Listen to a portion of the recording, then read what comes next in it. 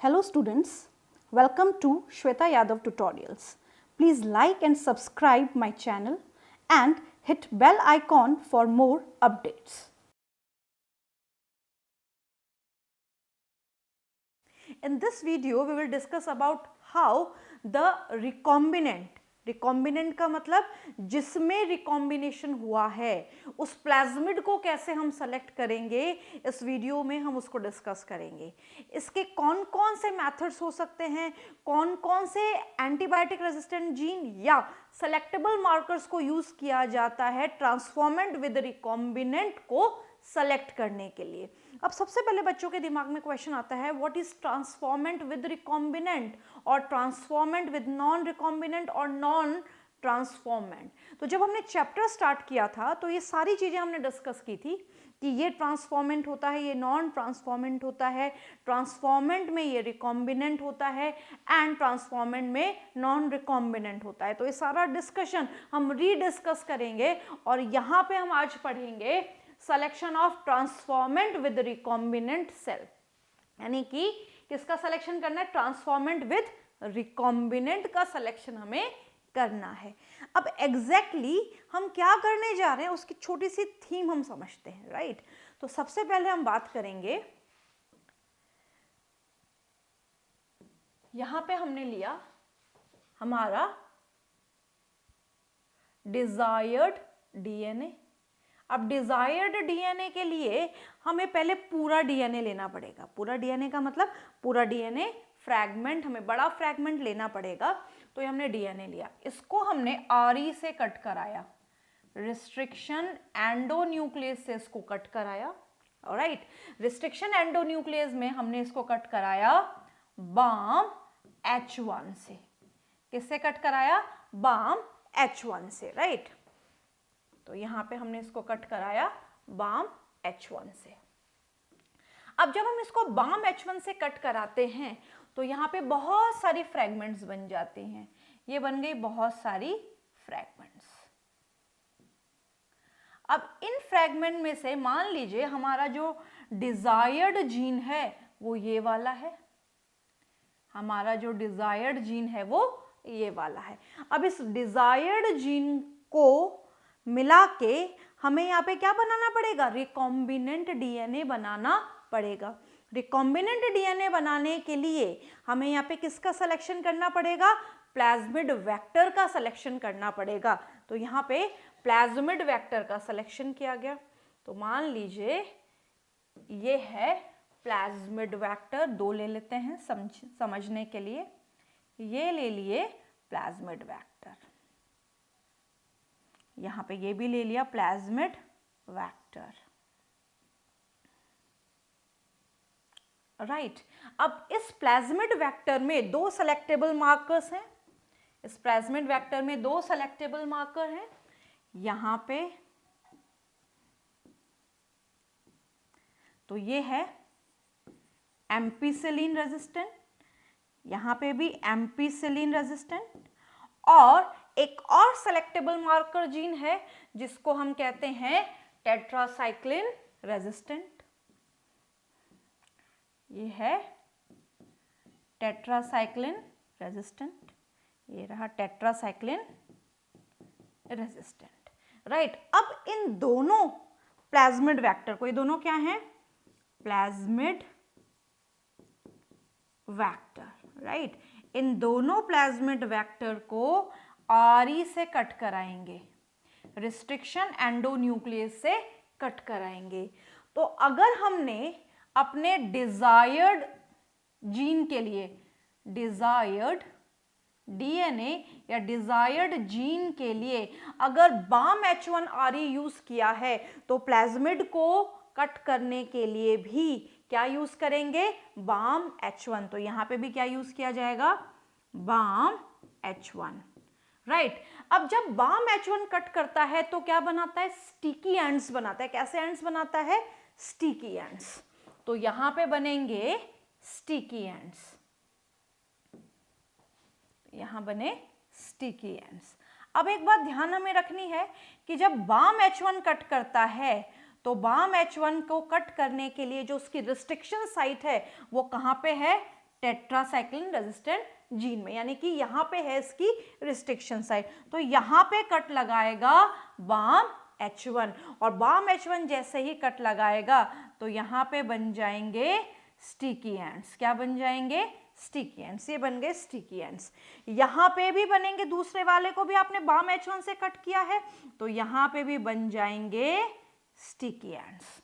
अब यहाँ पे जब स्टिकी एंड्स बने तो यहाँ पे हमने क्या देखा? यहाँ पे हमने ये देखा कि एम्पिसिलिन रेजिस्टेंट जीन तो ऐसा का ऐसा है, वहां पे कोई भी कट नहीं लगा है, वहां पे बाम H1 की रिस्ट्रिक्शन साइट नहीं है, ये एम्पिसिलिन रेजिस्टेंट पे कोई फर्क नहीं पड़ा है।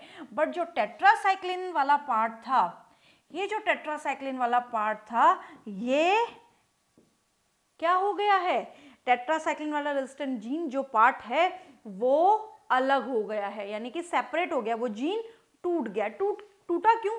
क्योंकि यहाँ पे बाम H1 की restriction site tetracycline resistant gene या इस सेलेक्टेबल मार्कर में थी और इसने इस साइट पे जब कट लगाया तो यहाँ पे इस प्लाज्मिड में क्या हुआ? ये पर्टिकुलर के आने से, यानी कि इसके कट होने से यहाँ पे ये जो जीन है, यानी कि ये जो सेलेक्टेबल मार्कर है, ये हट गया, यानी कि टूट गया। क्लियर? अब यहाँ पे जो सेलेक्टेबल मार्कर है, यहाँ पे क्या होगा? यहाँ पे इस सेलेक्टेबल मार्कर के टूटने से, यानी कि यहाँ पे कट लगने से, इस पर्टिकुलर टेट्रासाइक्लिन रेजिस्टेंट जीन में कट लगने से क्या बने? स्टिकी एंड्स बने। अब स्टिकी एंड्स बने तो इसका फायदा क्या होगा? ये जो डिजायर्ड जीन है, ये डिजायर्ड जीन यहाँ पे इंसर्ट कर दिया जाएगा। अब जहाँ पे इंसर्ट किया जाएगा तो यहाँ पे यूज किया जाएगा DNA ligase. DNA ligase DNA की फ्रेगमेंट को जोड़ने का काम करता है। अब यहाँ पे क्या देखा जाएगा, बहुत ध्यान से समझना। एक कंडीशन आएगी कि यहाँ पे जो ये प्लाज्मिड वेक्टर है, इसके अंदर डिजायर्ड जीन इंसर्ट नहीं हुआ, तो नहीं होने से क्या होगा? ये सेल्फ लाइगेट हो जाएगा, अपने आप ही जुड़ जाएगा। जोड़ने में इसके स्टिकी एंड्स मदद करेंगे। तो एक कंडीशन क्या आएगी? एक कंडीशन वो आएगी कि ये खुद से लाइगेट हो जाएगा, ये सेल्फ लाइगेट हो जाएगा। ये हो गया सेल्फ लाइगेट। दूसरी कंडीशन में यहाँ पे क्या देखा कि यहाँ पे डिजायर्ड जीन आ गया है। क्या आ गया है? डिजायर्ड जीन आ गया है। और डिजायर्ड जीन के आने से यहाँ पे क्या हुआ?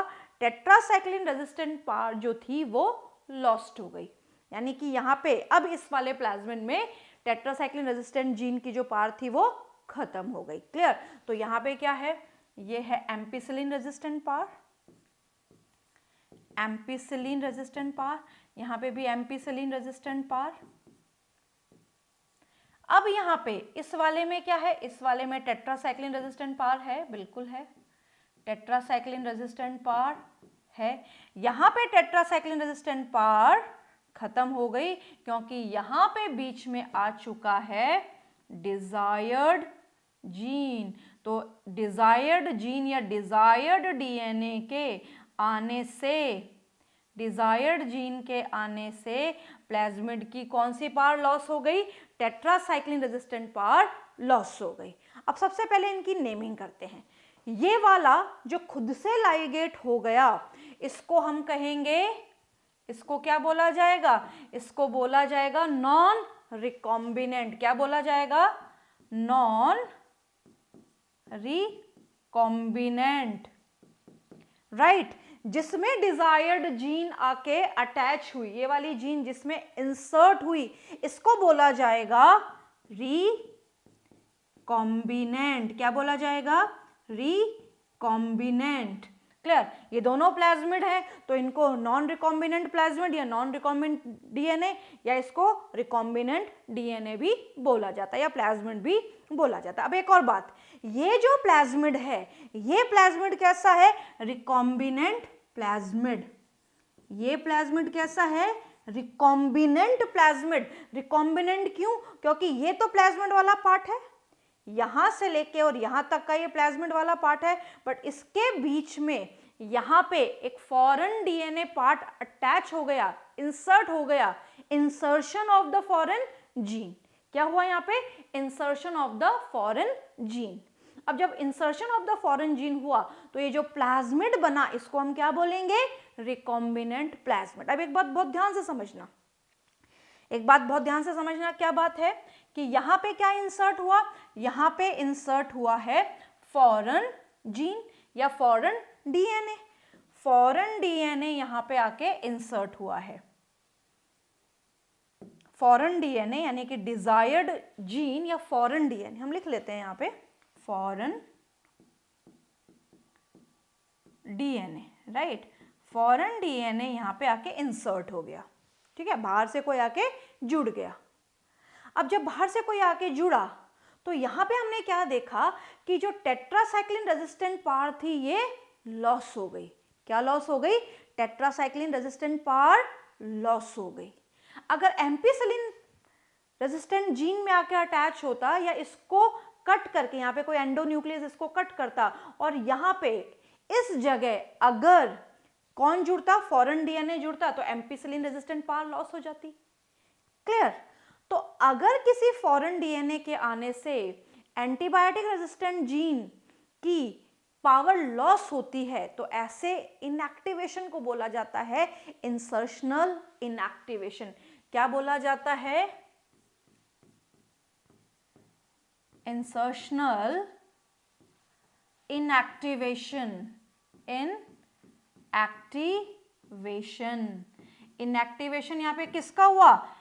टेट्रासाइक्लिन रेजिस्टेंट जीन का। टेट्रासाइक्लिन रेजिस्टेंट जीन की क्या पावर लॉस हो गई? रेजिस्टेंट पावर लॉस हो गई। इसके पास इसके लिए रेजिस्टेंट पावर अब नहीं है। क्या एम्पिसिलिन के लिए है? बिल्कुल है। क्या टेट्रासाइक्लिन के लिए इसमें है? नहीं है। क्या इसमें एम्पिसिलिन के लिए है? टेट्रासाइक्लिन के लिए है? बिल्कुल है। इसमें दोनों के लिए रेजिस्टेंट पावर है। तो हमने क्या देखा? रिकॉम्बिनेंट प्लाज्मिड ने अपनी पावर लॉस की resistance against tetracycline. Why? Due to insertion of foreign DNA. This is known as insertional inactivation. So what is insertional inactivation? Insertional inactivation is the inactivation in which the recombinant plasmid will lose resistance against tetracycline gene, या हम ये कह सकते हैं कि ये अपनी antibiotic resistant gene की जो पार्ट है वो उसको लॉस कर देता है क्योंकि इसमें आके अटैच हो चुका है foreign DNA. I again repeat, what is insertional inactivation? Insertional inactivation क्या है? इंसर्शनल इनएक्टिवेशन में the recombinant plasmid will loss resistance against tetracycline gene due to insertion of the foreign DNA and this is known as insertional inactivation. अब यहाँ पे क्या है? ये यहाँ पे नॉन रिकॉम्बिनेंट है, ये यहाँ पे रिकॉम्बिनेंट प्लाज्मिड है। अब इसको ट्रांसफर करना है होस्ट सेल में। इनको किस में ट्रांसफर करना है? होस्ट सेल में ट्रांसफर करेंगे। तो जब होस्ट सेल में ट्रांसफर करेंगे तो यहाँ पे क्या क्या कंडीशन बन सकती है? क्लियर? यहाँ पे होस्ट सेल में ट्रांसफर करेंगे। जब होस्ट सेल में ट्रांसफर करेंगे तो यहाँ पे हमने क्या देखा? यहाँ पे एम्पिसिलिन रेजिस्टेंट जीन है, टेट्रासाइक्लिन रेजिस्टेंट जीन है, तो ये नॉन रिकॉम्बिनेंट डीएनए। यहाँ पे एम्पिसिलिन रेजिस्टेंट पार है पर टेट्रासाइक्लिन रेजिस्टेंट पार नहीं है, तो ये क्या है? ये रिकॉम्बिनेंट डीएनए जिसको आर से रिप्रेजेंट किया जाता है। अब इसको ट्रांसफर किया जाएगा होस्ट सेल में। किस में ट्रांसफर किया जाएगा? होस्ट सेल में। अब जब इसको होस्ट सेल में ट्रांसफर करेंगे, या तो इसको करेंगे या इसको करेंगे। अब मान लीजिए इन दोनों में से कोई भी होस्ट सेल में ट्रांसफर हुआ ही नहीं, तो यहाँ पे अलग अलग कंडीशन बनेगी। हो गया तो भी अलग कंडीशन बनेगी, नहीं हुआ तो भी तीन कंडीशन बनेगी। तो अब हम तीन कंडीशन को लेके काम करेंगे। पहली कंडीशन, इन दोनों में से कोई भी ट्रांसफर नहीं हुआ, यानी कि रिकॉम्बिनेंट डीएनए में से और नॉन रिकॉम्बिनेंट डीएनए में से कोई भी ट्रांसफर नहीं हुआ, तो इसको बोला जाता है नॉन ट्रांसफॉर्मेंट। कोई भी ट्रांसफर नहीं हुआ। नेक्स्ट कंडीशन में यहाँ पे जो ट्रांसफर हुआ वो कौन हुआ? नॉन रिकॉम्बिनेंट, यानी कि इसका ट्रांसफर यहाँ पे हुआ। ट्रांसफर हुआ तो ट्रांसफॉर्मेंट। किसका हुआ? नॉन रिकॉम्बिनेंट, तो इसको बोला जाएगा transformant with recombinant. Transformant with non recombinant. Next condition हम बोलेंगे कि रिकॉम्बिनेंट का ट्रांसफर हुआ, रिकॉम्बिनेंट का ट्रांसफर हुआ, रिकॉम्बिनेंट का ट्रांसफर हुआ है, तो यानी कि ये भी ट्रांसफॉर्मेंट किसका हुआ, रिकॉम्बिनेंट का, तो इसको हम बोलेंगे ट्रांसफॉर्मेंट विद रिकॉम्बिनेंट डीएनए। तो इस तरीके से होस्ट सेल में जाने के 3 केसेस हो सकते हैं। पहला केस दोनों में से कोई नहीं गया, दूसरे केस में ट्रांसफर हुआ है बट किसका हुआ है, नॉन रिकॉम्बिनेंट का, तो उसको बोलेंगे ट्रांसफॉर्मेंट विद नॉन रिकॉम्बिनेंट, और तीसरे केस में रिकॉम्बिनेंट गया तो उसको बोलेंगे ट्रांसफॉर्मेंट विद रिकॉम्बिनेंट। क्लियर है। अब हम एक्चुअली क्या कर रहे हैं, ये सारा काम हम क्यों कर रहे हैं, ये सारे हम पीछे जाते हैं, ये सारा काम हम क्यों कर रहे हैं, ये सारा काम हम इसलिए कर रहे हैं क्योंकि हमें मेनली क्या सेलेक्ट करना है, हमें यहाँ पे सेलेक्ट करना है ट्रांसफॉर्मेंट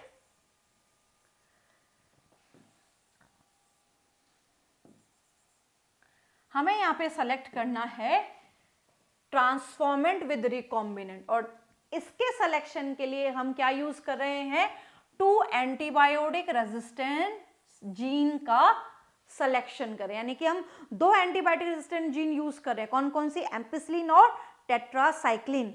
इन जीन्स को यूज करके हम किसका सिलेक्शन कर रहे हैं, ट्रांसफॉर्मेंट विद रिकॉम्बिनेंट का सिलेक्शन कर रहे हैं। तो हम कैसे करेंगे उस प्रोसीजर पे आगे जा रहे हैं। क्लियर, ये सारा हमने पढ़ लिया है कि किस किस नाम से इनको बोला जाता है। अब यहाँ पे अगर हम देखें तो ये जो नॉन ट्रांसफॉर्मेंट है, इस नॉन ट्रांसफॉर्मेंट में ना तो एम्पिसिलिन रेजिस्टेंट पार है ना ही टेट्रासाइक्लिन रेजिस्टेंट पार है, यानी कि इसके पास दोनों की ही कैपेबिलिटी नहीं है। अगर इस पर्टिकुलर सेल को एम्पिसिलिन दिया जाएगा तो भी मर जाएगी, टेट्रासाइक्लिन दिया जाएगा तो भी मर जाएगी। क्या है ये, एंटीबायोटिक है। अगर सेल को एंटीबायोटिक मीडियम में रखा जाएगा तो सेल सर्वाइव नहीं करेगी। क्लियर। नेक्स्ट केस में अगर हम देखें तो यहाँ पे क्या है, एम्पिसिलिन और टेट्रासाइक्लिन दोनों की पार है, यहाँ पे एम्पिसिलिन रेजिस्टेंट पार भी है और टेट्रासाइक्लिन रेजिस्टेंट जीन यहाँ पे भी एक्टिव है। इनएक्टिवेशन किसी का भी नहीं हुआ है, दोनों में से किसी का भी इनएक्टिवेशन नहीं हुआ है, राइट। एम्पिसिलिन का भी नहीं हुआ है और टेट्रासाइक्लिन का भी नहीं हुआ है। क्लियर। किसमें, ट्रांसफॉर्मेंट विद नॉन रिकॉम्बिनेंट में। तीसरे केस में ट्रांसफॉर्मेंट विद रिकॉम्बिनेंट में एम्पिसिलिन तो जैसा था वैसा ही है, बट यहाँ पे टेट्रासाइक्लिन रेजिस्टेंट जीन की जो पार है वो लॉस हो चुकी है, यानी कि यहाँ पे टेट्रासाइक्लिन रेजिस्टेंट जीन जो है वो इनएक्टिव हो चुका है, काम नहीं कर रहा है। क्यों काम नहीं कर रहा है, इंसर्शनल इनएक्टिवेशन हुआ है। फॉरेन जीन के, फॉरेन डीएनए के इंसर्ट होने की वजह से, फॉरेन डीएनए ये रहा, इसके इंसर्ट होने की वजह से ये जो जीन है ये इनएक्टिव हो गया, ये अब काम नहीं कर रहा है। तो यहाँ पे क्या है, एम्पिसिलिन रेजिस्टेंट पार तो है बट टेट्रासाइक्लिन रेजिस्टेंट पार नहीं है। क्लियर। तो ये सारी बातें हमें ध्यान रखनी। अब हमें जो सेलेक्ट करना है वो ट्रांसफॉर्मेंट विद रिकॉम्बिनेंट करना है, इसको सेलेक्ट करना है। अब कैसे इसका सिलेक्शन करेंगे, तो हमने यहाँ पे 2 एंटीबायोटिक रेजिस्टेंट जीन या सेलेक्टेबल मार्कर्स लिए हैं, कौन कौन से, एम्पिसिलिन एंड टेट्रासाइक्लिन।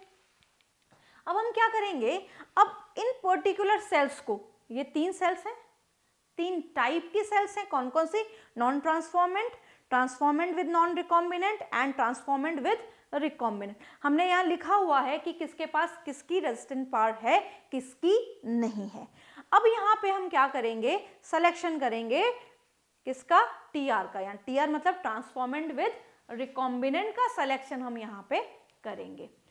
अब हम यहाँ क्या लेंगे, मास्टर प्लेट लेंगे। मास्टर प्लेट का मतलब है कि इन सेल्स को इस कल्चर मीडियम पे ग्रो करेंगे, इन सेल्स को उठा के इन कल्चर मीडियम पे ग्रो करेंगे। अब क्या उठा के रख देंगे, ये कैसे रखेंगे, हम यहाँ पे थोड़ा थोड़ा सैंपल लेके स्प्रेड करेंगे।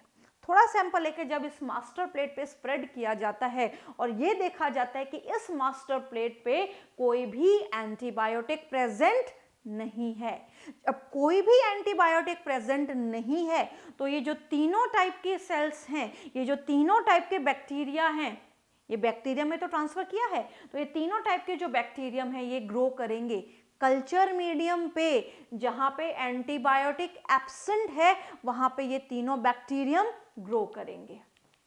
क्लियर। तो यहाँ पे ये तीनों बैक्टीरियम ग्रो करेंगे। अब ग्रो करेंगे, साथ साथ में अपनी कॉलोनीज बनाएंगे। ये ग्रो करेंगे और साथ साथ में अपनी कॉलोनी बनाएंगे, यानी कि लगातार डिवाइड करते जाएंगे, डिवाइड करते जाएंगे।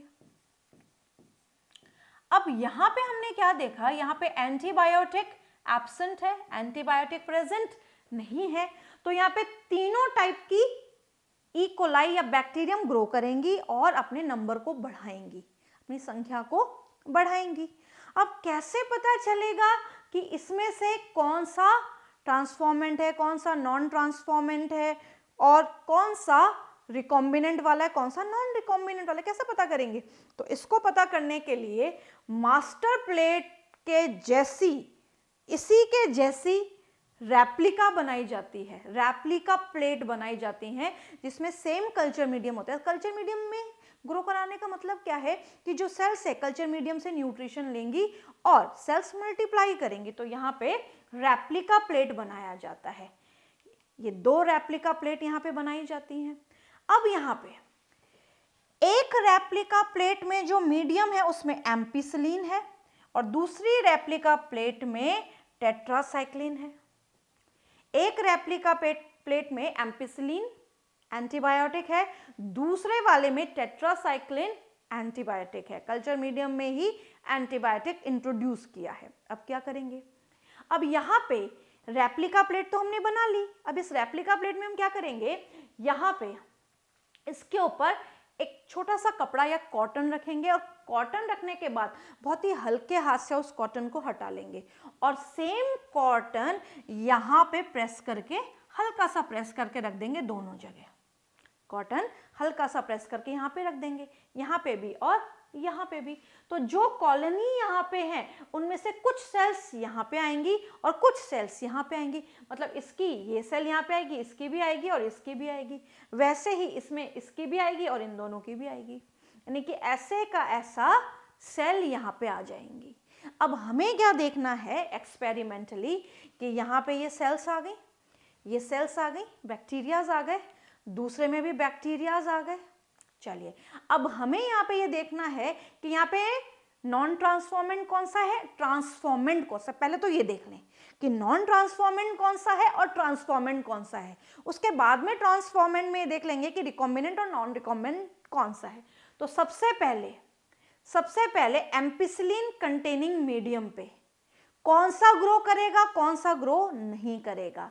अब सबसे पहला हमने क्या देखा कि एक ऐसे भी बैक्टीरियम है जिसके पास कोई भी एंटीबायोटिक के अगेंस्ट रेजिस्टेंस नहीं है। तो यहाँ पे ये वाला जो था ये खत्म हो गया, ये जो बैक्टीरिया था, ये जो सेल्स थी ये खत्म हो गई। ये जो खत्म हो गई इसका मतलब क्या है, ना तो इनके पास एम्पिसिलिन रेजिस्टेंट पार है, ना ही टेट्रासाइक्लिन रेजिस्टेंट पार है। जब दोनों ही रेजिस्टेंट पार नहीं है तो ये क्या है, नॉन ट्रांसफॉर्मेंट। क्या है ये, नॉन ट्रांसफॉर्मेंट। बाकी दोनों जो सेल्स हैं वो नहीं मरी, तो ये क्या है, ट्रांसफॉर्मेंट।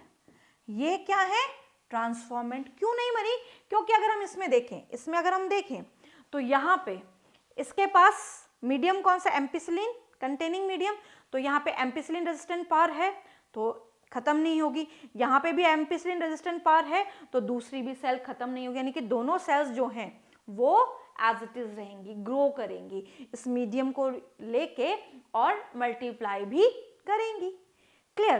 तो यहाँ पे हमने क्या देखा कि जो एम्पिसिलिन कंटेनिंग मीडियम है वो किसके लिए यूज किया जाता है, ट्रांसफॉर्मेंट सेल को सेलेक्ट करने के लिए यूज किया जाता है। ट्रांसफॉर्मेंट मतलब हमें ये पता चल गया कि ये भी ट्रांसफॉर्मेंट है और ये भी ट्रांसफॉर्मेंट है। जो नॉन ट्रांसफॉर्मेंट है वो सेल कॉलोनी खत्म हो गई क्योंकि इसके पास एक भी एंटीबायोटिक रेजिस्टेंट जीन नहीं है। तो यहाँ पे पता चल गया कि ट्रांसफॉर्मेंट कौन सा है। तो एम्पिसिलिन कंटेनिंग कल्चर मीडियम क्यों यूज किया जाता है, ampicillin containing culture medium transformant को सेलेक्ट करने के लिए यूज किया जाता है। अब क्या करें, हमें क्या सेलेक्ट करना है, ट्रांसफॉर्मेंट विद रिकॉम्बिनेंट। तो यहाँ पे टेट्रासाइक्लिन कंटेनिंग मीडियम यूज किया जाएगा, टेट्रासाइक्लिन कंटेनिंग मीडियम यूज किया जाएगा। फिर से सेल्स को देखा जाएगा कि कौन जिंदा रहती है, कौन मर जाती है। तो यहाँ पे ये बैक्टीरियल कॉलोनी या ये बैक्टीरिया खत्म हुआ, क्योंकि यहाँ पे क्या था, टेट्रासाइक्लिन कंटेनिंग मीडियम, यानी कि टेट्रासाइक्लिन एंटीबायोटिक था। इसके पास टेट्रासाइक्लिन रेजिस्टेंट जीन नहीं है, तो ये खत्म हो गई, ये खत्म हो गई। तो यहाँ पे हमने बोला ये क्या थी, ये तो हम कंफर्म थे क्या है, ये नॉन ट्रांसफॉर्मेंट है। कंफ्यूजन किस में है, ट्रांसफॉर्मेंट में। अब इन ट्रांसफॉर्मेंट में जो टेट्रासाइक्लिन कंटेनिंग मीडियम पे ग्रो नहीं कर पाएगी, जो टेट्रासाइक्लिन मीडियम पे ग्रो नहीं कर पाएगी, वही ट्रांसफॉर्मेंट विद रिकॉम्बिनेंट होगी। तो यहाँ पे ये ग्रो नहीं कर पाई, इसका मतलब ये क्या है, ट्रांसफॉर्मेंट विद रिकॉम्बिनेंट। कैसे पता चलेगा, इसको पता करने के लिए हम क्या देखेंगे कि ट्रांसफॉर्मेंट विद रिकॉम्बिनेंट के पास टेट्रासाइक्लिन रेजिस्टेंट पार नहीं है। क्यों नहीं है, क्योंकि यहाँ पे फॉरेन डीएनए के आने की वजह से टेट्रासाइक्लिन रेजिस्टेंट पार लॉस हो गई। जब पार लॉस्ट हो गई और इस पार के खत्म होने के बाद अगर इस बैक्टीरियल सेल को टेट्रासाइक्लिन एंटीबायोटिक मीडियम में इंट्रोड्यूस कराया जाएगा तो ये सेल खत्म हो जाएगी। तो जो सेल खत्म हो गई that is transformant with recombinant, और जो ऐसे कैसे रही वो transformant with non recombinant, transformant with non recombinant. तो इस तरीके से दो एंटीबायोटिक रेजिस्टेंट जीन को यूज करके क्या किया जाता है, यहाँ पे सेलेक्ट किया जाता है ट्रांसफॉर्मेंट विद रिकॉम्बिनेंट, राइट। अब यहाँ पे ये सिलेक्शन हुआ, इस सिलेक्शन होने के बाद भी थोड़ा प्रोसेस हमने देखा कि बहुत थोड़ा ट्रिकी प्रोसेस है, रेप्लिका प्लेट बनानी पड़ती है। तो यहाँ पे हम क्या करेंगे, क्या देखेंगे कि जो टेट्रासाइक्लिन कंटेनिंग मीडियम था वो किस लिए यूज किया गया, रिकॉम्बिनेंट सेल के सिलेक्शन के लिए यूज किया गया। तो अगर क्वेश्चन आ जाए एम्पिसिलिन कंटेनिंग मीडियम किसके लिए यूज किया जाता है, नॉन ट्रांसफॉर्मेंट या ट्रांसफॉर्मेंट, किसके सिलेक्शन के लिए यूज किया जाता है, तो ampicillin containing medium transformant cell के सिलेक्शन के लिए यूज किया जाता है, और tetracycline containing medium recombinant cell के सिलेक्शन के लिए यूज किया जाता है। ये ट्रांसफॉर्मेंट के लिए, ये रिकॉम्बिनेंट के लिए। Clear. Now, the selection of recombinants due to inactivation of antibiotic resistant gene is cumbersome और difficult procedure। हम यहाँ पे दो एंटीबायोटिक रेजिस्टेंट जीन यूज करते हैं तो ये बहुत ही डिफिकल्ट प्रोसेस है, because it required simultaneous plating on two different plates। यहाँ पे रेप्लिका प्लेट बनाई जाती है, उस रेप्लिका प्लेट में भी ये ध्यान रखा जाता है कि जब भी हम सेल ले रहे हैं, सेल को सेलेक्ट कर रहे हैं, सेल सिलेक्शन का मतलब है कि जब पूरी प्लेट पे जो मास्टर प्लेट थी उस पे हम क्लॉथ या कॉटन यूज करके और उससे जब मास्टर प्लेट बना रहे हैं तो बहुत ही कैसे बनाए, तरीके से बनाए। तरीके से मतलब कि हम उसको डिसलोकेट ना करें, उसको बहुत जोर से प्रेस ना करें जिससे वो कॉलोनी डिस्टर्ब हो जाए। तो यहाँ पे बहुत सारी चीज़ों का ध्यान रखा जाता है, राइट। इसीलिए ये बहुत ही डिफिकल्ट प्रोसेस है। Therefore, alternative selectable markers have been developed। इसीलिए हम ऑल्टरनेटिव सेलेक्टेबल मार्कर्स यूज करते हैं। तो उसी ऑल्टरनेट मेथड को हम यहाँ पढ़ेंगे। Selection of transformant with recombinant by one antibiotic resistance gene and one lacZ gene. एक सेलेक्टेबल मार्कर है और एक लैगजेड जीन है, यानी कि एक एंटीबायोटिक रेजिस्टेंट जीन है और एक लैगजेड जीन को यूज करके हम ट्रांसफॉर्मेंट विद रिकॉम्बिनेंट का पता लगा सकते हैं। लैगजेड जीन, लैगजेड जीन हमने लैकोपेरॉन में पढ़ा था। ये जो जीन है ये एक एंजाइम बनाता है, इस एंजाइम का नाम है बीटा गैलेक्टोसाइडेज। बीटा गैलेक्टोसाइडेज नाम का एंजाइम बनाता है, और हम ये जानते हैं कि एंजाइम सबस्ट्रेट के साथ कंबाइन करता है। एक पर्टिकुलर एंजाइम एक पर्टिकुलर सबस्ट्रेट के साथ अटैच होता है और प्रोडक्ट बनाता है। तो ये जो एंजाइम है ये एक सबस्ट्रेट को प्रोडक्ट में कन्वर्ट करता है। तो जो एक्स गाल है, जो वाइट कलर का है सबस्ट्रेट, उसको ब्लू में कन्वर्ट करने का काम करता है। इसका मतलब ये है कि लैगजेड जीन जो एंजाइम बनाएगा वो ब्लू कलर देने के लिए रिस्पॉन्सिबल होगा। ब्लू कलर आ रहा है यानी कलर आ रहा है, तो इसीलिए यहाँ पे एक्स गाल को बोला जाता है क्रोमोजेनिक सबस्ट्रेट। क्या बोला जाता है? Chromogenic substrate, right. नाउ यहाँ पे हमने क्या देखा, जैसे हम प्लाज्मिड ले रहे थे, प्लाज्मिड वेक्टर PBr322, उसके पास एम्पिसिलिन रेजिस्टेंट जीन थी, टेट्रासाइक्लिन रेजिस्टेंट जीन थी, क्लियर। यहाँ पे जो हम वेक्टर लेंगे, फॉर एग्जांपल हमने लिया PUC18, तो PUC18 में क्या है, लैग-Z जीन है, क्या है, लैग-Z जीन। तो यहाँ पे क्या है, एम्पिसिलिन रेजिस्टेंट जीन तो है ही, साथ ही में क्या है, लैग-Z जीन है।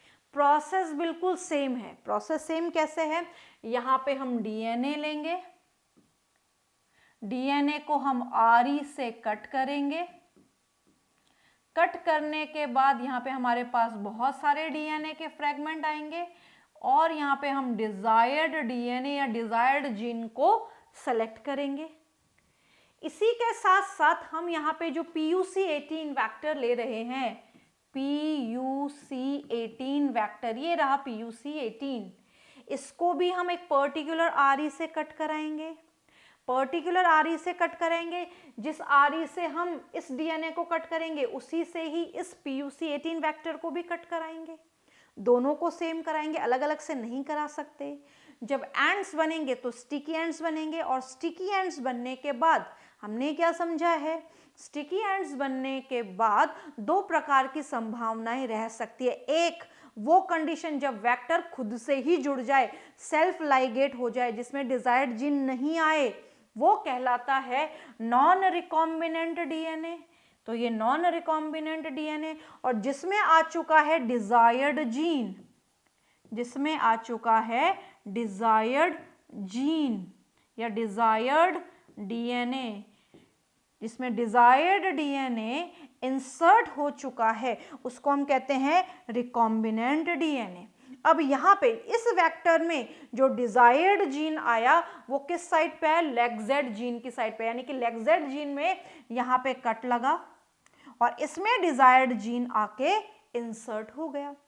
तो जहाँ पे फॉरेन डीएनए आ गया तो वो कहलाएगा रिकॉम्बिनेंट, यानी कि यहाँ पे इनएक्टिवेशन किसका हुआ, लैग-Z जीन का हुआ। किसका इनएक्टिवेशन हुआ, लैग-Z जीन का। क्या कहते हैं इसको, insertional inactivation. What is insertional inactivation?